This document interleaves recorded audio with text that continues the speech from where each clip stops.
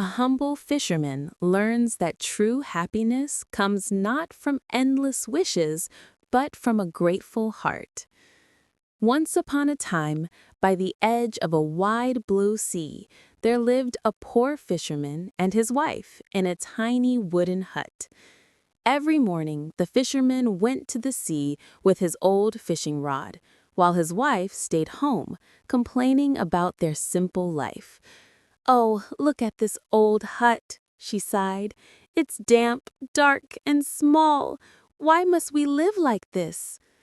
But the fisherman, kind and patient, always smiled.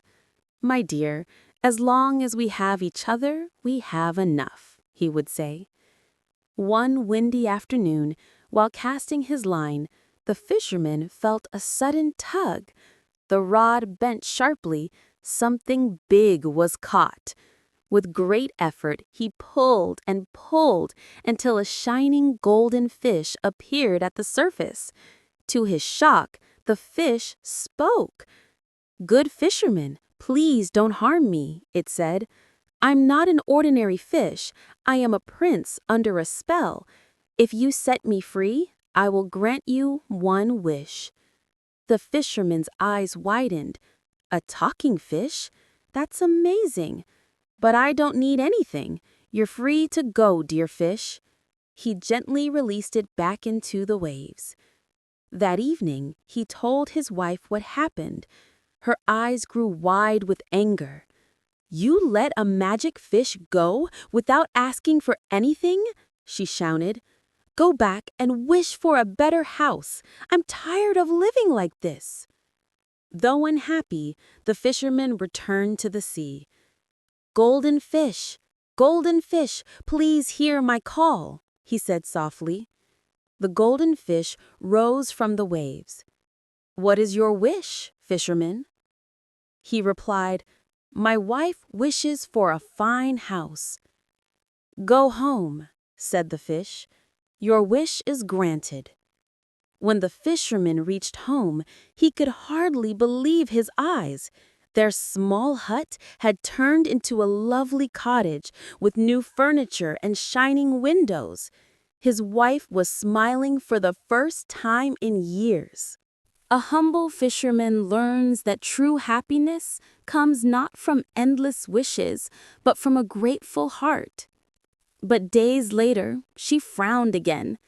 "This house is too small. I want a grand palace. Go ask the fish again."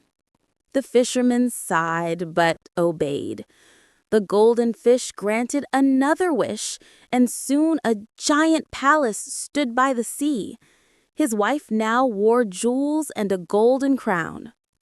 "Now you're a queen, my dear," said the fisherman. "Are you happy at last?" Not yet," she said coldly. "I want to be the ruler of all, an empress." Again the fisherman went to the sea. The golden fish appeared, looking weary. "Your wife's wish is granted," it said sadly. When he returned, the palace was even larger, with guards, banners, and endless riches. Yet his wife's heart was still not satisfied. Weeks passed, and one morning she said, "I want to rule the sun, the moon, and time itself. Go tell the fish." The fisherman pleaded, "Please, my love, stop. You already have everything." But she refused to listen. So he went once more. When he called the golden fish, the sea turned dark and stormy. "What does she want now?" asked the fish. "She wishes to rule time and the heavens," whispered the fisherman. The fish sighed deeply. "Go home, fisherman." When the fisherman returned, the palace was gone. His wife was gone. Only their old wooden hut stood by the shore. Panicked, he called again, "Golden fish, please, where is my wife?" "She wanted too much," said the fish. "Now she lives far above, where no one can reach her."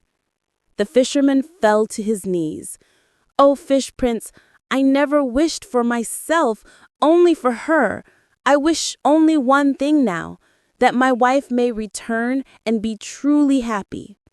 The fish smiled. "You have spoken from your heart. Go home, fisherman."